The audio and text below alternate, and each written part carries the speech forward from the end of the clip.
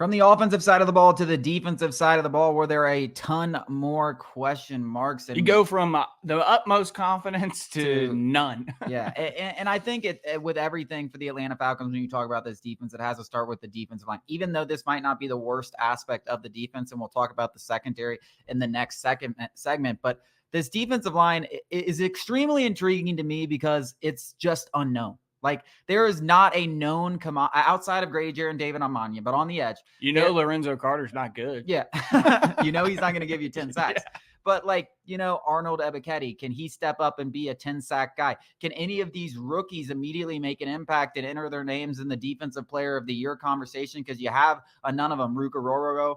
I love that name, by the way. I mean, just amazing. Brandon Dorless, Braylon Trice. So you got guys, and then Zach Harrison. Could he take a next step? Where does Taquan Graham fit? There's so many unknowns on this defensive line that it could be one of the most exciting surprises, or it could once again be one of the worst defensive lines in football. Now, obviously, if you're making bets, you're probably going with just based off track records of the Falcons, but we do have new guys in the building.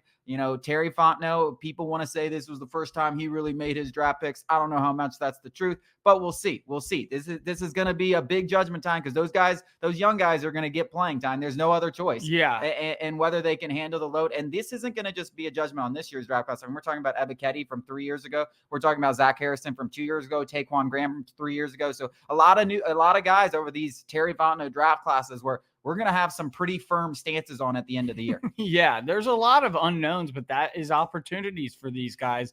And you said it. The three guys that you know who they are at this point in their career, you can't expect them to be anything more, is Grady Jarrett, David Onyemata, and Lorenzo Carter. And obviously the two guys in the middle are the guys that are going to be anchoring this defensive front. Lorenzo Carter is a guy at best. But the rest of it is up for grabs. This isn't going to be like, oh, you're a rookie, this is your role. If you're good enough, you're going to be the guy. And that goes from Arnold Ebiketie to Taquan Graham 3 years ago, Arnold Ebiketie 2 years ago, Zach Harrison last year, all the rookies. Everybody is very excited about Brandon Dorless, which is so crazy. He was the last of those 3 draft picks, Ruka Rororo, Braylon Trice, and then Brandon Dorless. That is how the Falcons picked him in the draft this past year. Everyone seems to be most excited about the 4th round pick, which is obviously exciting. But the hope is that the guy that you traded up for in the 2nd round, Ruka Rororo, is going to have an immediate impact. But everybody, let's keep perspectives in check. He comes out of Clemson as a guy that, is basically raw. The draft profile is raw, super athletic, untapped potential, all that stuff. So it's going to be, all these guys are kind of, we're going to be looking at Jimmy Lake and Raheem Morris. Raheem Morris had a ton of success in Los Angeles with some of these, rookie pass rushers. I'm blanking on their names, but go look at them. The Rams had a ton of success with a second and a third, or 2 third-round picks. Both had double-digit sacks off the edge. And in an ideal world, Arnold Ebiketie becomes a double-digit sack guy that you can count on year in and year out. And then obviously the rookies combined with some of the second-year players and Zach Harrison can combine for, more than double-digit sacks. Who though? I'm asking you, not what the people are saying about Brandon Dorless or Roro or whatever. Who are you most excited, and who do you think is going to be kind of the standout guy out of this entire bunch? Because one of them, we need multiple of them to stand out, but you assume, you think, you hope at least one of these guys is going to take control and be like, hey, I'm the guy. Which one would you put your money on?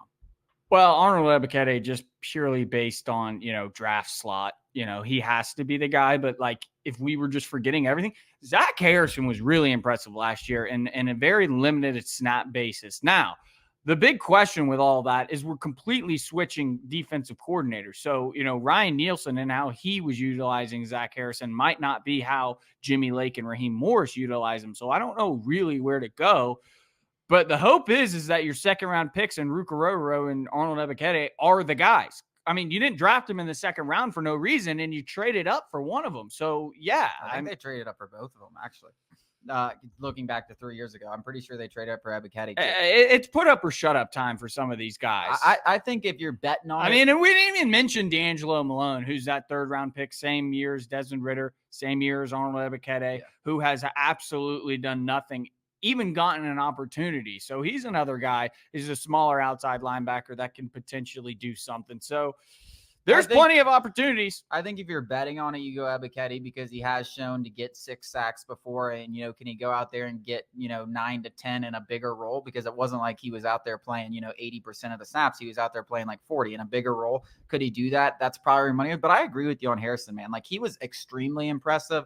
And I just think, like, from a physical perspective, yeah, he's at the NFL level, like, he was, a 5-star guy that didn't exactly realize his potential at Ohio State, could be kind of a late bloomer. Like, he has the more physical profile of a guy who could be dominant on the edge rather than Arnold Ebiketie. So I'm kind of looking at Zach Harrison. I mean, I thought he was super impressive as a rookie, and you see a lot of jumps in year 2 from rookie pass rushers. And I think Zach Harrison in a new role where he's going to be asked to, I assume he's going to be asked to do a lot. I know it could be different, but he's going to be asked to do a lot because we don't have much. I think Zach Harrison is the breakout candidate for this year's Falcons defense, especially on the defensive line.